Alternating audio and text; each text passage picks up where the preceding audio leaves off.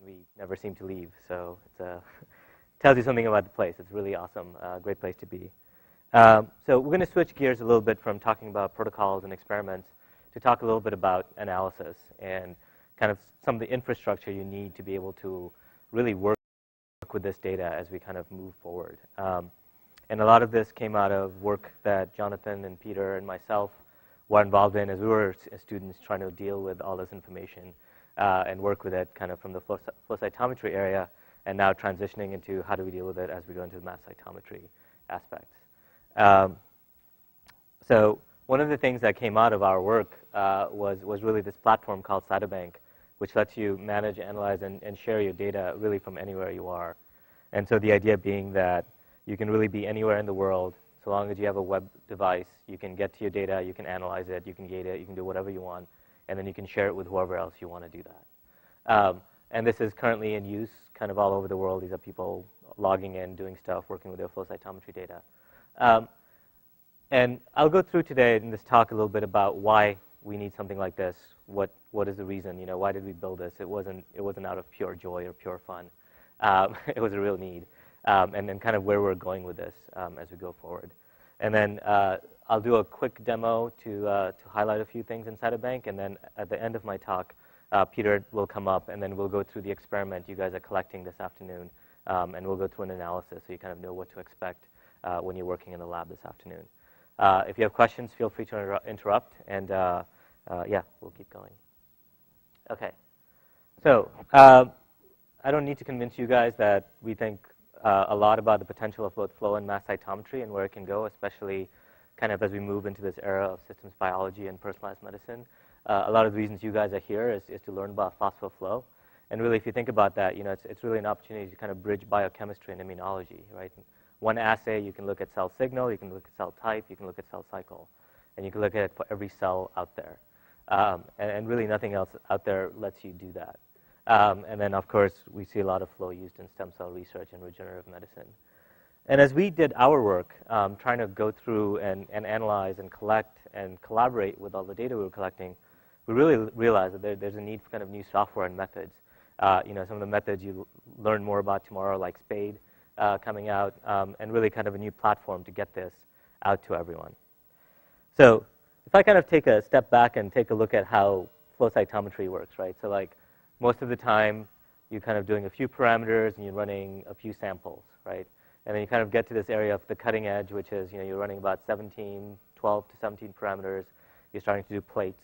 Things start happening. And then you get to kind of where, you know, Sean and Aaron really pioneered the bleeding edge, right? You're doing 50 parameters. You're starting to run plates on that. How do you deal with that? And a lot of the flow software, as you kind of look out there, that works right now is really built for this space, right? They're trying to allow you to really get better at gating, because kind of that's the crux of the problem when you're trying to deal with a few sets of samples and trying to figure out what's going on. But as you start thinking about what needs to happen as you go over here, you realize that that's not enough, right? It's not about your gates. It's actually about all the information that you're collecting, right? If I have 100 FCS files and I send them to someone, I better tell them what each of those FCS files is. I better tell them what's annotated.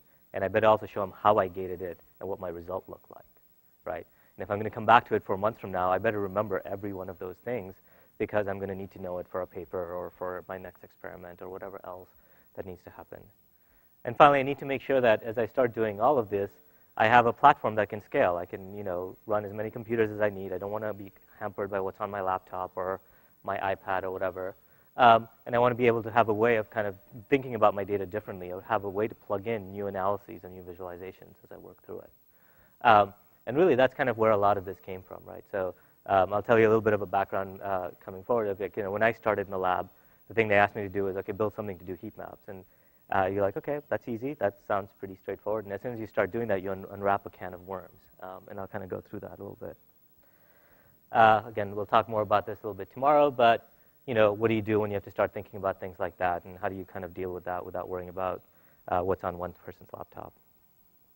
So what we really wanted to do with Cytobank is make it really easy for you to manage, share, and back up your FCS files. So this is kind of one of the key things that happens. Everyone collects their data, puts them on their laptop, and then goes around. And when they leave, all of that usually goes away. Or it's sitting in a folder somewhere on a shared drive. but that's not very easy to access or very easy to get to. The other key one was getting experiment details linked to your analysis. So if someone sends me a slide or just a figure of a histogram, they don't usually tell me everything about it. And so if I can, get to the fact that, STAT5 was measured and I used interferon gamma and I was looking at T cells, all of that information is really useful. Sharing with colleagues and collaborators. So we've been doing this a lot in this lab, and it's not just across, our colleagues in, clinical colleagues at like UCSF or Norway, for example, but also across disciplines. So we work a lot with folks in computational biology, we work with folks a lot in statistics, and really to kind of make the collaboration fruitful, you have to help the other people, understand flow a little better or make sure that they know what's happening, right? So again, when I first came in, I did my PhD in bioinformatics. I didn't really know flow. I learned everything from Peter and Jonathan and Gary. It was the first thing they did. They threw some data at me, and I had no clue what was going on. And it really helps when you can sit there and you kind of go, okay, here's the basics.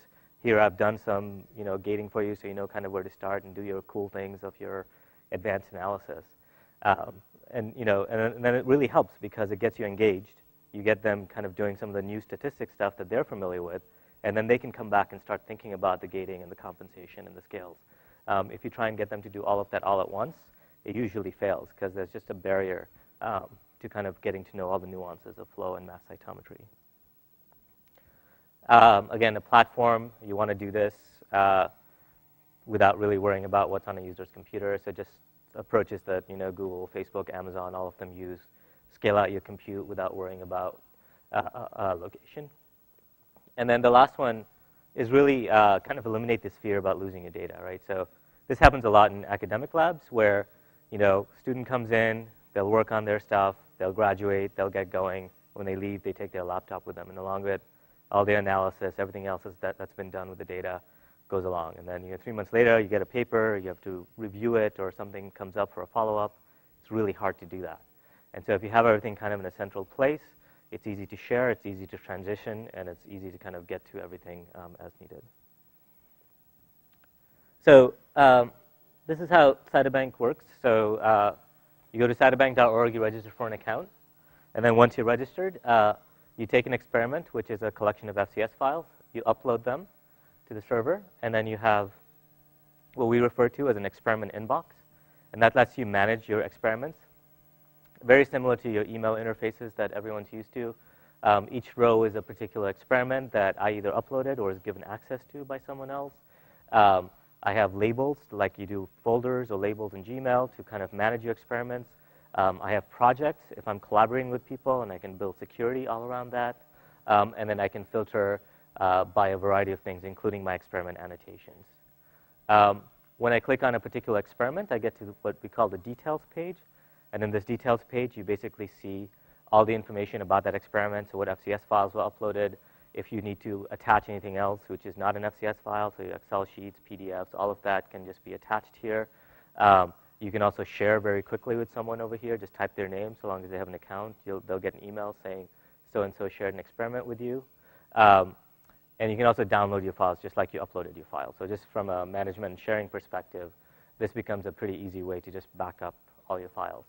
And then if you decide to do analysis, you go through the illustration menu right here, and that lets you into a suite of analysis. And the nice thing about any of the analysis you do here, it's linked all the way back to the raw data.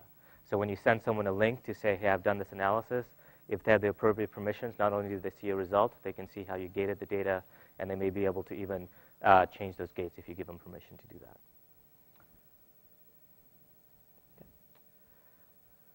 So I'll quickly go through a quick motivation, because I like this story in a kind of a course setting, just to kind of tell you how this happened. So as I mentioned, a lot of this started when Jonathan from a while back published his Cell paper looking at signaling in AML, and he ended up using heat maps to kind of try and summarize the data, right? So his data that he collected was on a caliber with 30 patients, about 6 conditions per patient, and about 3 different staining panels. So it was 540 FCS files. And he was trying to kind of figure out, how do I convey everything into one figure for a paper?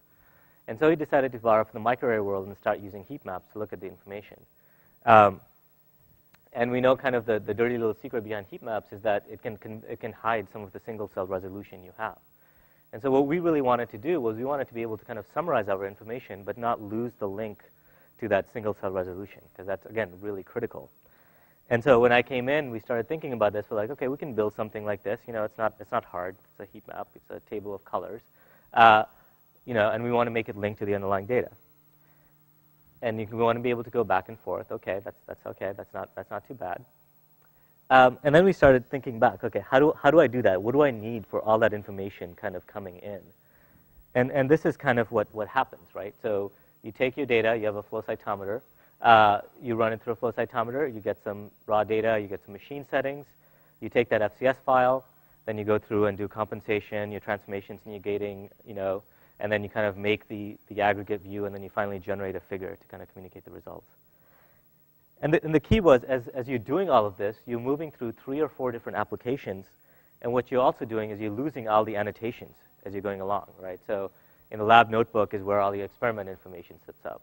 In the machine settings are in your FCS files. Your gates are in another program. You might go into like something like Spotfire, MATLAB, or R to make your heat maps, and then you'll finally make a PowerPoint with the digested figure. And as all of this happens, it becomes really hard to kind of keep track of everything. Like I think as Peter was mentioning, the first few slides that he showed earlier this morning, how long it took to do that. And the biggest problem with there was like, you know, if we'd send it to Gary and he'd say, change how it looks, or I don't like how you gated something, it was a really big pain because you'd have to go back to about 4 different steps to get to anything.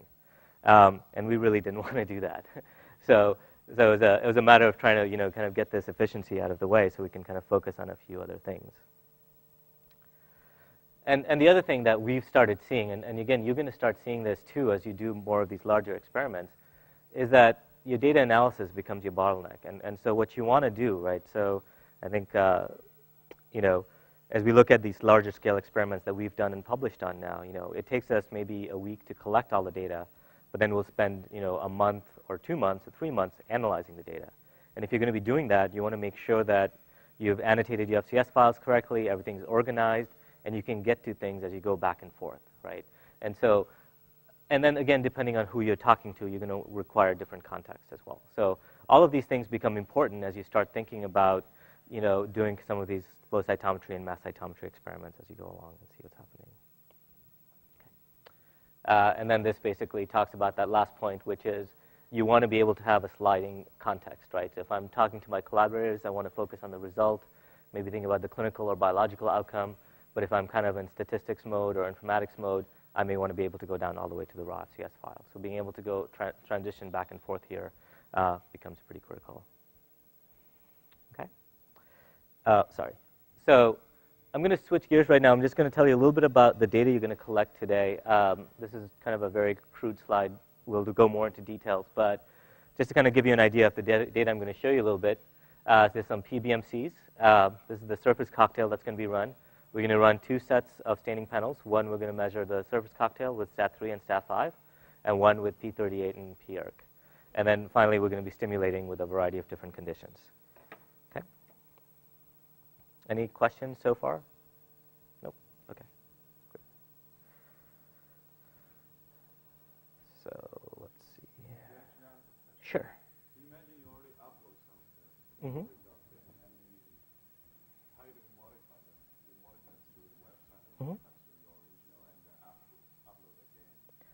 So the question is, how do you modify your data once you've uploaded it? So basically, you do everything through the web browser. So once you've uploaded the data, then just through the web browser, you'll be gating it, and then you'll be annotating it, and you'll be creating your figures right through the web browser. So long as you're connected to the internet, you can do everything.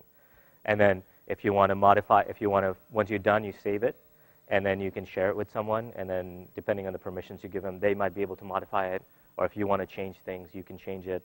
And then people can clone and work with it in different ways. You can also do if you cannot link to the website, you can do it locally. So you can't do it locally. You have to be able to get to the internet to be able to do all the work right now.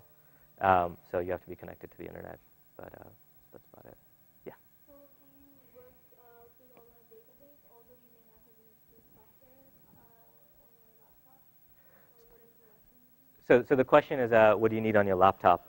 All you need on your laptop is a web browser, so either Firefox, Chrome, Internet Explorer, Safari, and the ability to run a Java applet, which is pretty standard, and then you need to be able to connect to the internet. And that should be all you need on your laptop, and then you should be able to do stuff. So the question is, does it use local RAM or cloud? So that's a good question. So the way this works is you upload your data to the servers, and then all the processing is happening on the server side. So you're not trying to do anything on the local side. So all you're doing from the local side is rendering web pages and images.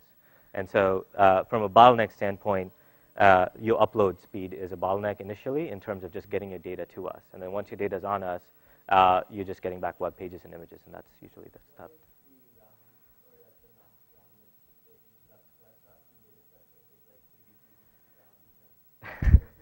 So the question is, what is the max RAM that it uses up? It varies. So we've been spending a lot of time doing performance on the background. So we don't only have to worry about one person running a very large 32 gig RAM experiment. We have to worry about 10, 20, 100 people running it. And so what we're trying to do really well in the background is be smart about how we process and how we cache the data, and also distribute out our compute so that it can go to different processors.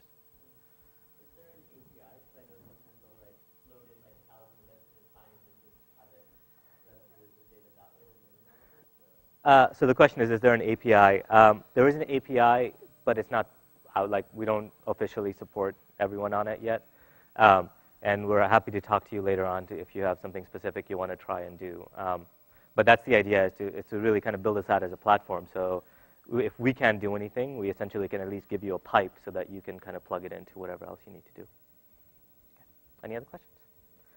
Okay, so I'm logged into Cytobank right now. The resolution is a little off, so just kind of bear with that. Again, so this is my experiment inbox, and you can see over here essentially all my experiments. I have a lot of experiments in my inbox, and you can see people have either shared with me. I always find this funny because it's been a while since I've run an experiment.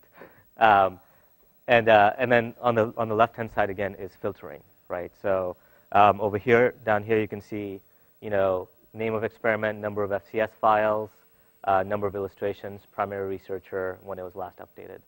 Everything's there, it's searchable. Here are my labels. So again, just like I've used folders or anything else in email, I can label and filter by that. I have something called projects. So if you're working with a collaborator and you're doing a lot of projects, you can upload the experiment and have it appear in both your inboxes. And there's all sorts of stuff built around this. I'm not going to get into it today. You can also filter by your annotations. And again, annotations become critical. So if the one thing you want to take away from my talk today is please make sure you annotate your data, regardless of where you analyze it. It doesn't really matter. And then once I'm ready for doing analysis, I'll go ahead and click on a particular experiment that I've already uploaded. And once I've uploaded the data, I'll go through and you'll see kind of this details view. So here, again, you'll see the experiment name, all the information that was entered when I uploaded the data. The two things we ask you to do when you upload the data is give your experiment a name and write a purpose. You have to kind of do those two things. Over here is my illustrations. I'll get to those in a second. Again, attachments, where you can attach anything you want. Protocol information, you can also a good place to put stuff. And then here are your FCS files. And you can see down here all the different FCS files that are here. If I click details on an FCS file, what you can actually do is you can actually kind of get an inside look of the FCS file. And so you can kind of look at it, and you can see your machine settings and what's going on and all the other information that's there. And this can be useful if something's off on your experiment and you're working with your core manager or you're trying to work with your tech to kind of figure out what's going on. This kind of gives you at least a quick way to see what the voltage settings are, things like that. And the general way Cytobank works is on the right-hand side, you'll see a lot of action, and then on the left-hand side is kind of navigation or links as you go through and look at stuff. So for example, here we have editing experiments, downloading FCS files, uploading more FCS files, sharing. And then we also have something called cloning. And I'll go ahead and click on this right now so I can get a clean experiment. So imagine someone shared an experiment with you, and we're going to do this today. We're going to put up the experiment, we're going to analyze it, and then we'll give you a copy.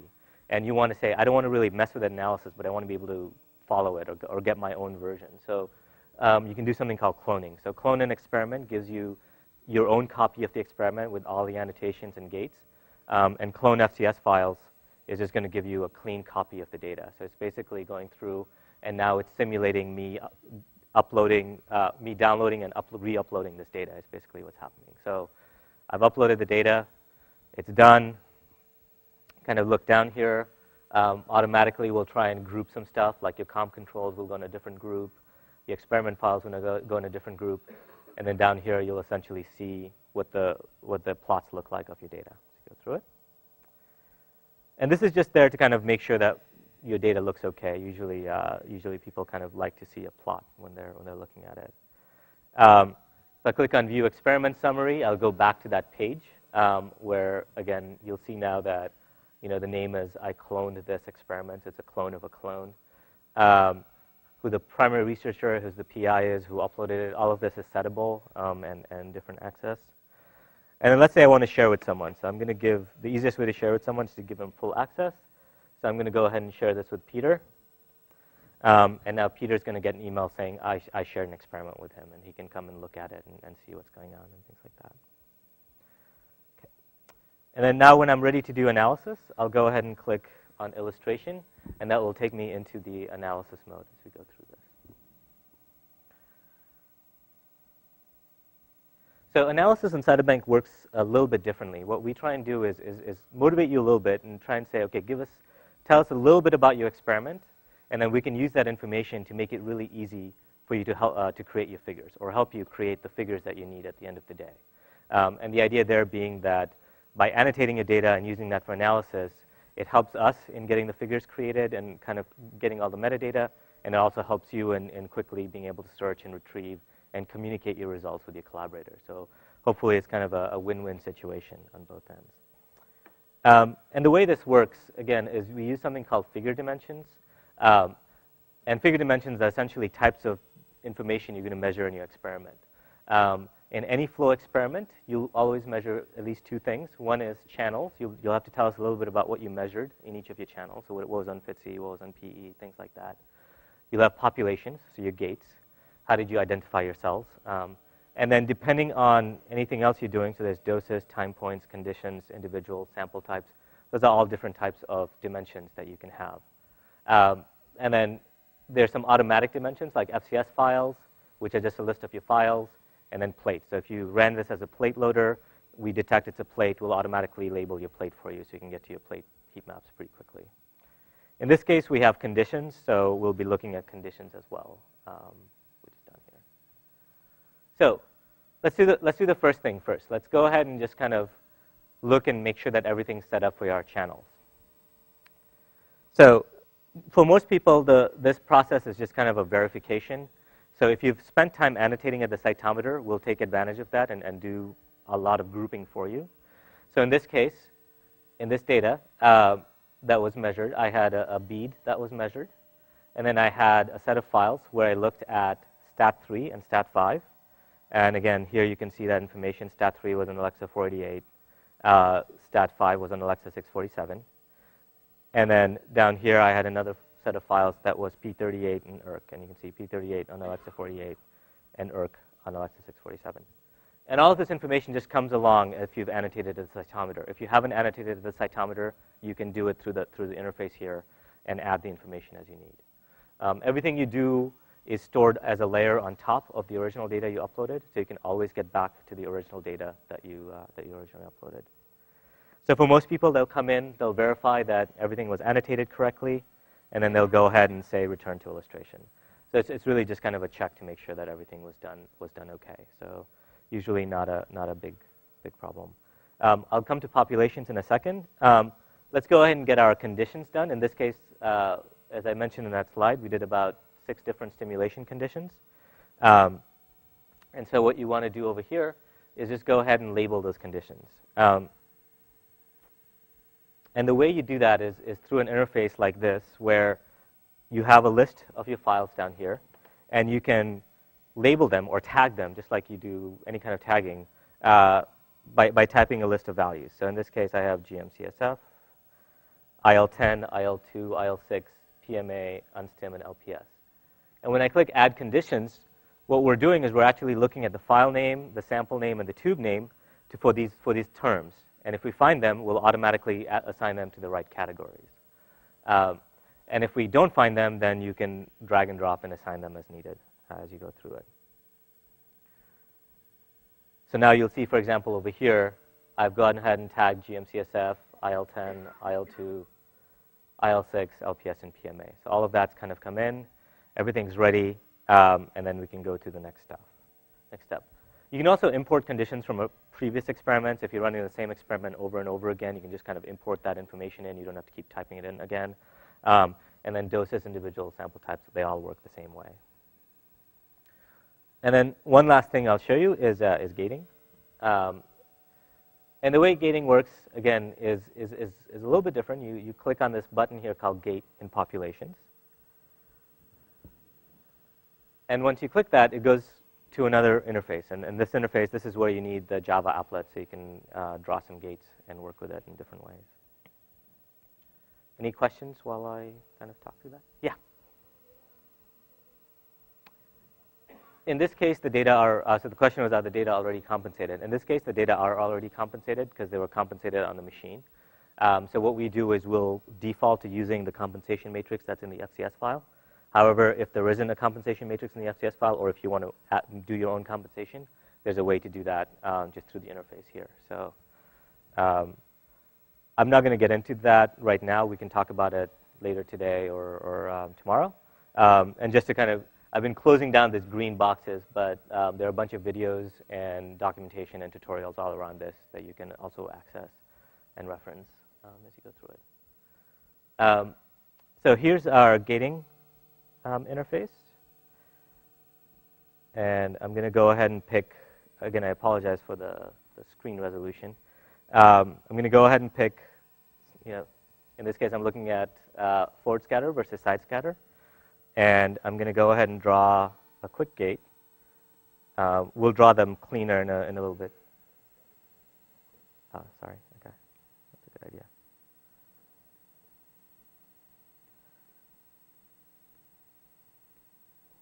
Okay. There we go. That looks a little better. So I'm just going to go ahead and draw a quick gate. And then we'll come back and do a more detailed gating strategy and analysis towards the end of the talk. So basically the idea is I'm drawing a gate. I'm going to double click. And then I'm going to go ahead and draw, I'm going to do CD33, right? So I'm just going to draw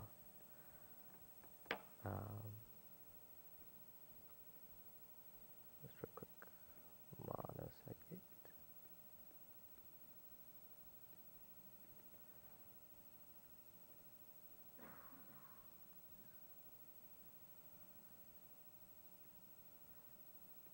So I've basically gone through and drawn a CD33 positive gate and a cleanup gate. And the way gates work in Cytobank are or populations and gates.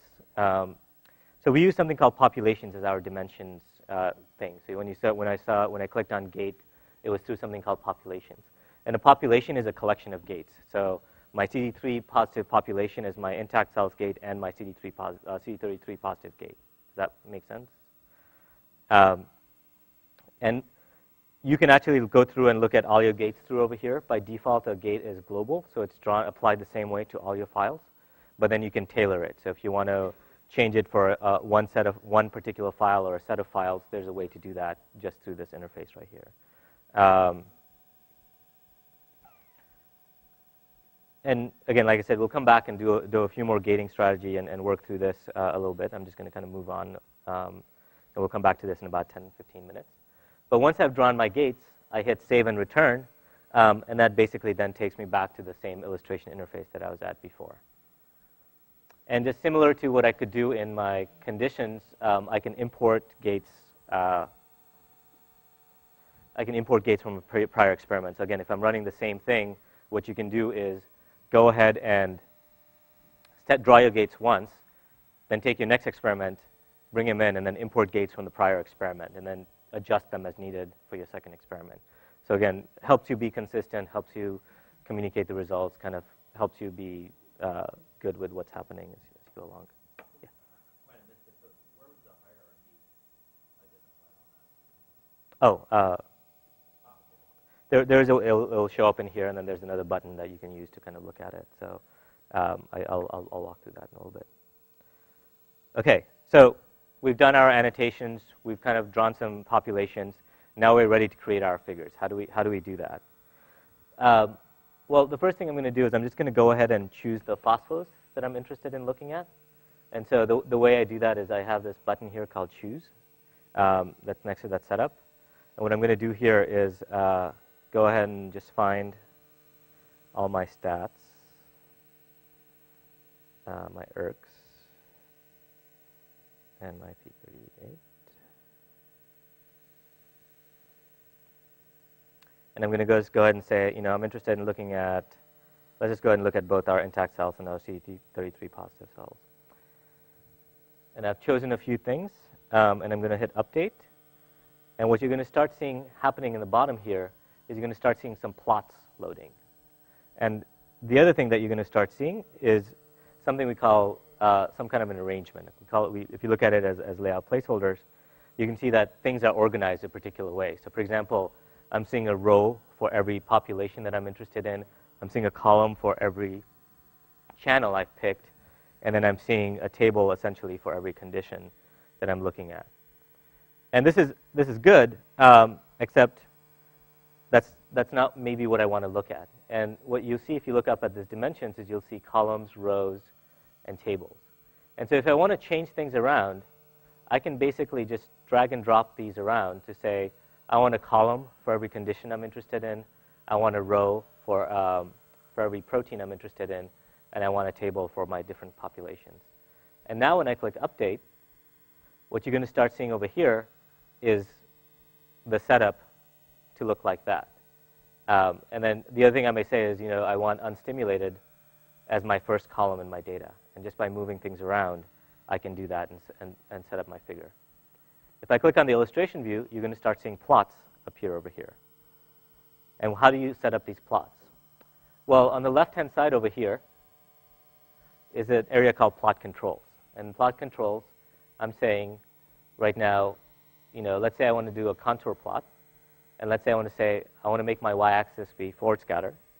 For my x-axis, I want to use the values I selected in my channels dimension, so stat5, stat3, ERC, etc. And then I can go ahead and click Update. And when I click Update and I look down here, I'm going to see that. I'm going to start seeing contour plots. Again, y-axis is forward scatter. And then the x-axis is going to depend on your channel. So in this case, it's stat3. In this case, it's P38. In this case, it's GM-CSF, IL-10, things like that. So go through it. So this becomes really nice, but as you can imagine, due to resolution, et cetera, it's really hard to kind of compact everything. So maybe we want to kind of go ahead and look at this data as a heat map or an overlay. Either one is fine. So we can just go ahead and say, OK, choose a heat map. And when I click Update, it's going to go ahead, make a heat map for you, so you can see what the underlying data looks like. And then as you mouse over, you'll see what the plots look like underneath. So you can kind of play with it and see what's going on. You can also then go ahead and say, the statistic I'm plotting right now is the median value. But what I really want to do is plot either a fold change or arc-sine ratio, and or a variety of different things. So you can go ahead and pick the right one. And when you click Update, it's going to go ahead and update. And then on the bottom here, you're going to see a table of values. That's there to kind of do that. So the nice thing here is that I can go through, or what typically happens is someone can come through, analyze their data, do a quick cleanup, and then share with their collaborators, whether they be in statistical, computational biology, or again in clinicians or immunology. And so if a statistician wants to come in, they can either just export out this data or export out the gated data or whatever aspect they need to kind of do their next set of things. Or they can kind of keep building on what's going on here. And once I'm done this, and let's say I save it, so I want to save this illustration, I'll save it as a heat map, and I hit Save. It basically takes all the visualization settings and the figure dimension settings and encapsulates them in what we call an illustration.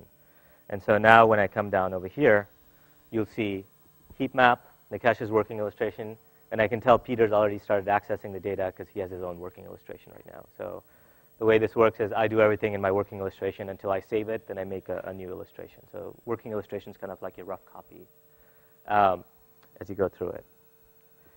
And then the last thing is if I want to print or I want to make a PDF, when I click on print, I basically strip away all my controls and just kind of show you the results. And the nice thing about this, when you have it, is you can do a variety of different things with it. So,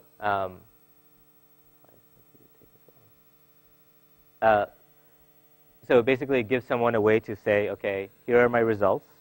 So for example, if I want to send this to someone or I want to share it with someone, here's my heat map. Here's the data I'm looking at. If I scroll down, I can see the table of information for each of my heat maps. And then on the bottom, I can see how I gated the data as well. And so if I share this with someone, if I share it with a collaborator, for example, they can see the result. They can see what I measured. They can see all the information about the proteins I looked at. And then as they scroll down, they can see what the data look like as well. And again, if they have the right access, they can get into the experiment again and reanalyze if needed or work with it. So if you're working with a PI and you're trying to go back and forth on some results, this can become really useful as you go through it and see what's happening. And the nice thing is you're not sitting there trying to, like, after the fact, add in what you did, right? This, like, as you're doing it, you've added in what you measured, what your conditions were. All of those things just kind of came in as part of the process. And so this saves you a lot of time and is really useful like 4 or 5 months down the road when you come back to the same experiment. You're not trying to scratch your head and figure out what you did exactly in that experiment.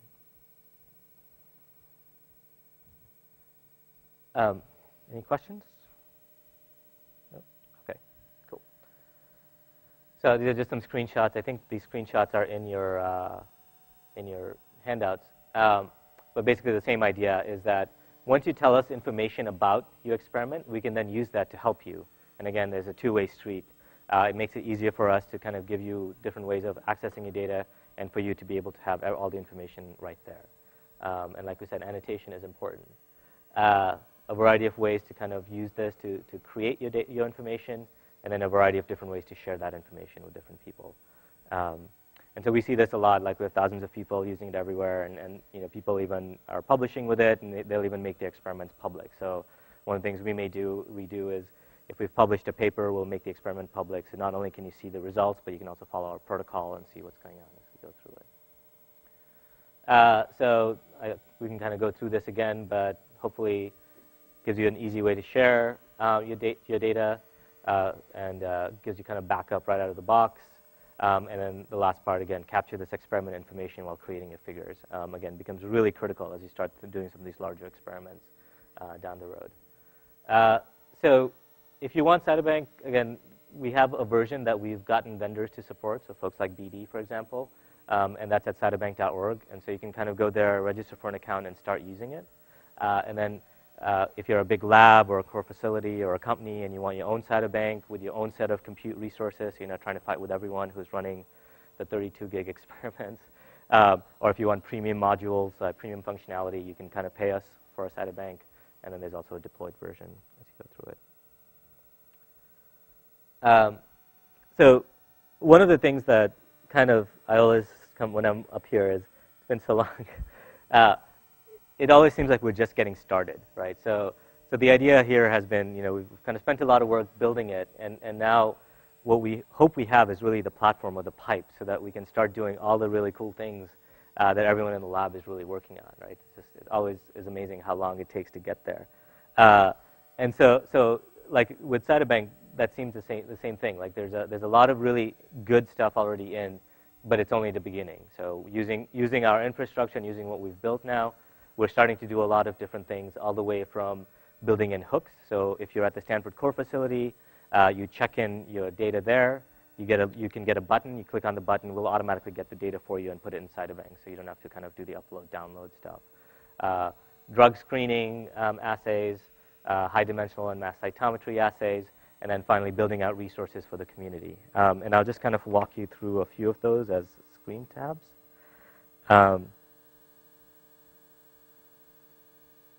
So for example, here's like if you're at the fax facility and you click on, there's a button now called Cytobank. You click on it.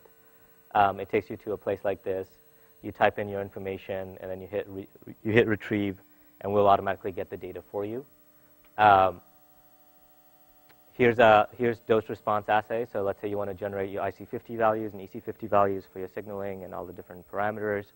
You can now kind of do this out of the box, and then as you mouse over, again, you can see what the underlying flow data looks like. Here's some of the spade trees that you guys are going to be seeing and hearing a lot more about. So this is now kind of, we've been coming behind all the work that's going on and trying to make it so that all you do is, set your spade run it through the web, and then as you mouse over and select a few nodes, you can see what the underlying flow data looks like over there. So you're always going back to the information that you know about. This is a resource that we built for BD, and kind of wish I had this when I was doing all my flow cytometry assays. But as kind of talked about a little bit about, optimizing or trying to kind of test for the different antibodies that you have, this is a place you can come to and look at a variety of different targets and clones available from BD. You can click on any one of these, and what you're essentially getting is a virtual data sheet. And in this virtual data sheet, you can see information about how that, this is CD3E for a mouse clone. You can see how that data looks live, and then you can kind of see the effect of permeabilizations in the variety of different perm buffers that I think BD has available. They have about 4 or 5 different ones available. And you can also see kind of the effects of titrations as you go through it. There's a statistic here to kind of help you figure out which one was the biggest separator. You can see how the data were gated as this were primary data. You can actually also click View inside a bank and reanalyze the data if you want. Or let's say you hate dot plots and you want contour plots or whatever, or you want to kind of go through this yourself. You can do this all through here. And the idea here is to kind of really help you get through that first step of optimization and maybe get to verification much quicker as you're working through it. And over here, you'll see all the different conjugates shown and what's available for the different things. And so this is a resource that's available to the community. So you just go to cytobank.org/factselect, and you can start just seeing what the stuff is, and then send us information as to, I want to see these targets, things like that, because we can collect that and send it to BD and let them know that people are interested in what targets they'd like to see next. The other thing we're doing is something like this, which we call collections. And the idea being here that as you publish your data and you want to make it available to the community, you can make your own lab web page like this, and then link to the information. So, for example, this is the science paper that came out last year. If you click on View Data, you can actually see a really nice report created by Sean and Aaron, where you can look at the key information from that paper. You can actually, they're linked to the underlying cytobank analysis that have been done. So again, you can click View in cytobank and go back and see how that was done. You can also download the data to do whatever else you want. And then if it wasn't done on cytobank, you can get a link to the gated data and all of that. And the idea here is to make this information available out to the community to really foster a few different things in cytometry, right? To kind of, again, bring in more computational and statistical people into the field of cytometry, and then also just make it easier to convey what the published results are and make that kind of a data set available. And to do to cytometry what microarrays has already done with things like GEO and Stanford Microarray database that's out there.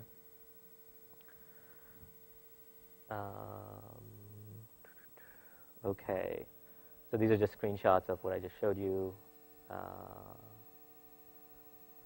So if you have any questions, this should be in your handout too, but we have a chapter in current protocols in cytometry. That's a good reference. You can go to support.cytobank.org for support. We have a pretty active blog. We send out a monthly newsletter, and then we have a website at Cytobank. And yeah, so go ahead and register. Let us know what you think. And then just very quickly, this next couple days, I have a lot of people to thank, so I'm not going to go through and do that. But just to let you know, the people really behind the scenes that make all this possible are actually here for the next few days. So take advantage and please talk to them and ask them stuff. So there's Chad and Chris over there, and Angela is over here. So if you have any questions, if you have anything as we're going through stuff, please don't hesitate to ask. Okay, any questions? No? Okay. So we'll switch gears and have Peter come up now and kind of go through the final analysis of the stuff. you want to do that? Yeah.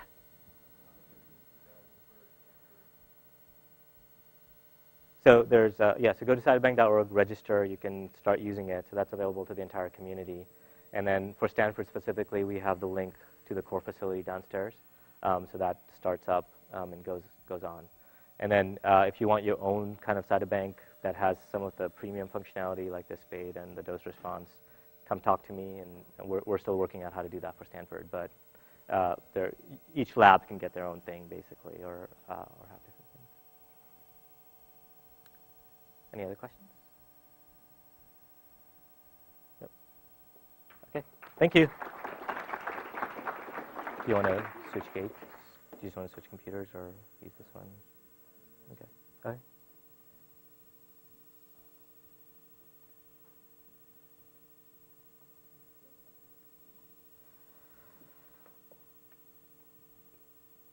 The beauty of the internet, the analysis has been done while Nikesh was talking. Okay. So since he shared the experiment with me, actually, I was able to... Oh, yeah. Sorry. I can see him itching.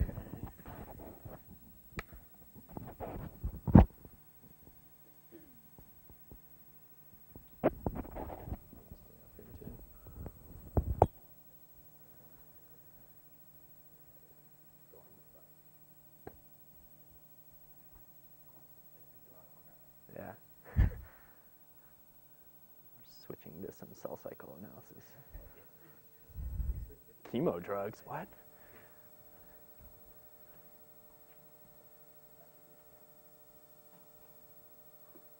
Yeah, that's probably what happened right there.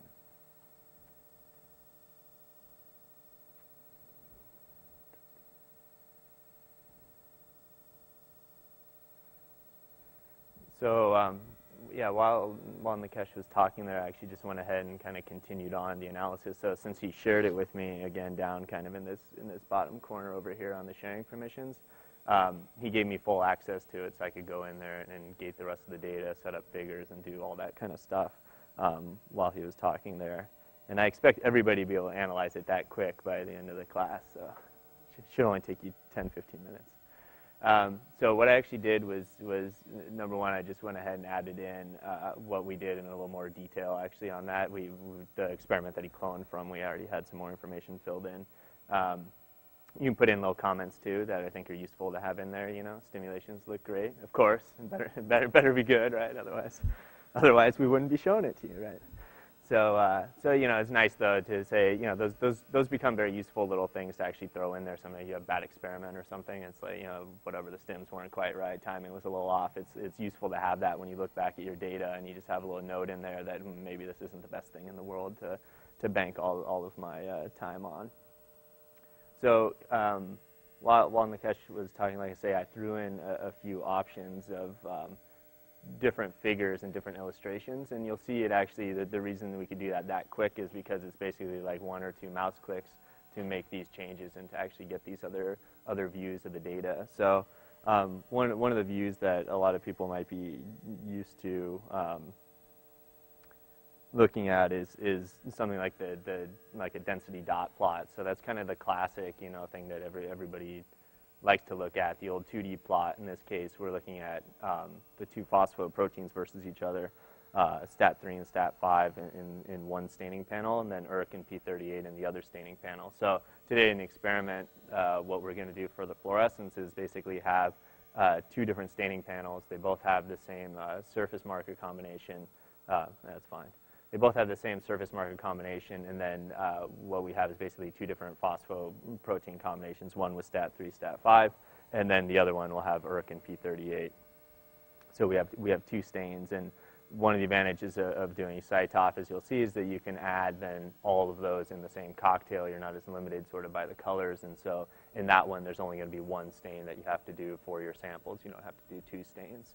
And you can imagine if you wanted to look at 6 phosphos or something, you know, there again, you could probably do 1 stain, whereas with fluorescence, you're probably going to be doing 3 or 4 or something like that, depending on the color availability. So in this case, what I did was just arrange the figure so that we have, again, the cell subsets, the populations here on the left side, are arranged as columns in the figure, and then the conditions are arranged as rows. And I picked these 2 channels, stat5 and ERK on 647, because when I arrange this figure, I actually set over here on the side the y-axis basically fixed to the 488 channel. So whatever parameter, whatever antibody actually had stained there, that's going to show up on the y-axis. So I had both of the other phosphos. You can see them listed there, the P38 and the stat3. And it basically just switches, changes those names on the fly for you. It knows what your sample was named with, and so you don't have to do anything fancy to do that. Cytobank will fill those in for you. So we basically picked 488 for the y-axis, and for the x-axis, I said use the ones that I have selected over here. And so when we go over here and we actually take a look at some of the data, so again, this is what we're actually going to be running. So hopefully this is exactly what you're going to be seeing here. We did a couple extra simulations on this one just because we're doing some testing with the CyTOF and stuff too. So you can see actually if I look at my unstim sample, I just threw a quick signaling sort of quadrant gate. And this is just kind of more as a reference point, just helps you look at it. It's not meant to be kind of quantitative here in any way. But you can see my unstim samples basically here in the lower kind of quadrant. And then if I induce with GM-CSF, you can see this really nice induction on stat5, again in the monocytes. That's what you would expect. If you go one column over, you look at your B cells, you don't have any induction. You look at T cells, you don't have any induction. GM-CSF, granulocyte, monocyte, colony stimulating factor, so it's not going to be in your B cells and your T cells. And so that's what you would expect with that one, and you can see that really nicely looking at these plots. If you kind of go down a notch and you look at IL-10, which is one of the stims that we're also going to use in this, you can see that it's a little bit different. There, the IL-10 actually induces the STAT3 very potently. It actually induces the STAT5 a little bit as well, but as you can see, it doesn't actually go as far over, as potently as it does with the GM-CSF. And you can see your other subsets, your B cells and your T cells, also show a robust response to IL-10 in that case. So if you keep going down, IL-2 is a little bit different. IL-2 is going to induce your T cell subsets. So there you can see a nice STAT5 induction here on the two right panels, which if we scroll back up are CD4 positive and CD4 negative T cells that we have over there. And then if we keep kind of going down, we look at LPS, PMA. Those aren't really going to do anything to your phosphostats. If we go down to the next chunk, that's where we actually have now, you can see the y-axis is the P38, the x-axis is the ERK. And so we can just go down again and take a look at those changes. So you can see now LPS down here is a really potent inducer of P38 and a little bit of ERK in the monocytes. And PMA basically will induce this quad gate is pretty far over, again, just as a reference point. You'll see PMA induce ERK basically in all your cell subsets as you would expect. So that's kind of what we're looking for on the data. So the nice thing is if you actually want to change this now to look at this as a histogram overlay, let's say, instead of staring at all the dot plots, which become pretty difficult to do when you have a ton of them up there. Again, now it's going to basically flip, and you can see the name here where it's changed now the rows into overlaid, and overlaid basically means what are the things that I'm actually overlaying in the histogram overlay. And so now I come down, and right there with just that one click, I changed the figure completely basically. So again, that kind of stuff I can't stress. Was a lot of work always before to switch all those. And people that use other software packages that I won't name are probably used to dragging and dropping a bazillion things over in their figure layouts. And then when they decide that that's not the best layout, you're dragging and dropping again for another 2 hours. And so that's really what we kind of wanted to avoid basically with Cytobank, was that you're laying out your figures kind of more intuitively based on what did I put into my experiment. So you can see your different stimulation conditions. You can look at your different subsets. The thing that I always like is, okay, I have, whatever these 7 different conditions here, but what if I only wanted to take a look at, 3 of those or something? Let's say I just wanted to do unstim, GM-CSF, and IL-10. So instead of having to redo a whole figure, I can basically go up there, I can change my conditions, I go back down, and now I have a figure that's just those 3 stimulation conditions. So I can go in there, I can change around the order, hey, I want IL-10, as the second spot instead of GM-CSF in there, just because that's the way I want it to look. And once I have that, I go flip back to the illustration, and now I have GM-CSF on the bottom. So all these kinds of things, being able to arrange the data just kind of really intuitively is kind of what the whole design was about. And so you might have something too where, in this case, we're comparing the stat5 and let's say the ERK on these populations. But what happens if I want to say, well, I want to look at stat5 and ERK as my columns, and then look at my different sort of populations as tables. And so just by flipping that really quickly, now I can kind of compare within monocytes themselves. Now I can look at what's the level of stat5 and ERK.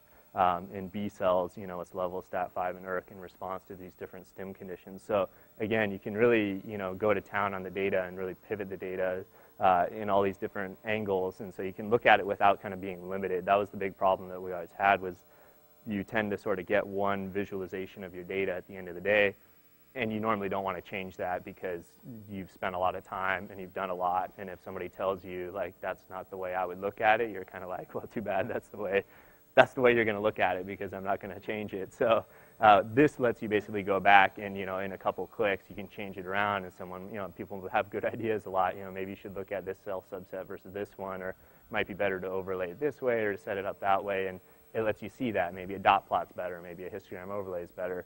And that was kind of the whole idea, is that you have this large volume of data, and you want to be able to kind of manipulate that easily without having to go through these long processes of changing it all around. Yeah. You're collaborating with other people, right? Like your clinicians collaborate and they think about your data very differently than your biological collaborator or your physical collaborator. And each of them, it's the same data. They just want to look at it slightly different. Like the clinician's going to say, well, how does this affect my patient? Whereas the biologist might say, well, what's going on overall in the system? And again, just since you've given us the information, you can orient the question or answer the question how that person wants to look at it. And oftentimes that becomes really key between companies. So yeah, again, flipping into a heat map view too, you can go over and look at, let's say, the ERK block on the right, and you can just scroll really quickly there and see again, PMA is inducing it, LPS induces it a little bit in the monocyte population as well. And as Nikesh mentioned before, you can see that as the underlying data too. You can see where's the ERK, and as I scroll down to the PMA one, you can see that shift to the right. So this is a really nice way, again, to kind of validate as you're looking at the data on this big level, to be able to just take a look at the underlying single cell information. And because that's important when you start to multiply this out. One of the things that we run into a lot is that you can't do kind of a normal p-value analysis on something like this, right, where you start having 500 data points. If you just did a p of 0.05, you're going to have a lot of things in there that are quote-unquote significant just by chance. And so it's really important to take a look at your data and actually make sure that what you're looking at in that heat map is real. If I moused over that thing and I saw just 5 events or something, and who knows what happened in that tube, or there was an air bubble, or who knows what, there's a lot of things that can go on. And so it's really important, obviously, to always take a look at that deeper sort of underlying level to make sure that the data looks like it should, and not just see the heat map and say, oh, I'm done, it looks great, to make sure that those data are kind of clean underneath. And so again, we'll be able to play around with a little more of kind of the different visualizations as we look at the data in a little more detail, and everybody can kind of break out, once we break out in the groups, and you can kind of go through as we start to generate the data from today and tomorrow. You can take a look and kind of see the different angles that you can do. Look at it kind of with your favorite visualization. And your kind of favorite way of looking at the data. Everybody looks at their data differently. And again, that was kind of the whole goal, is to make it where it's really simple to kind of change it around, so that when, someone shares the data with you, that, hey, I hate looking at scatter this way or something, which is always contentious, for people. I can't see the data until it's flipped forward scatter or side scatter the way that I'm used to looking at it. So, you can flip it that way, and you can look at it the way that you want to look at it, and dig into that data, the way that you want.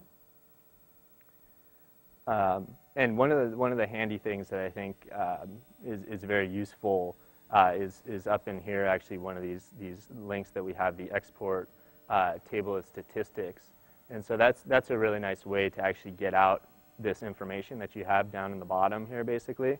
So that'll take this and turn it into a tab delimited text file. So if you want to move that into some kind of plotting program or something, you want to make a bar graph out of your fold changes or whatever, you can basically just hit that link up at the top to export the table of statistics, and that'll take out whatever you were showing down there in the bottom. So in this case, we have the heat map that's showing the plot statistic here. We're showing is the arcsine ratio, actually, of the medians. But we could just change that, too, if I just wanted to export and show basically the raw median values for that.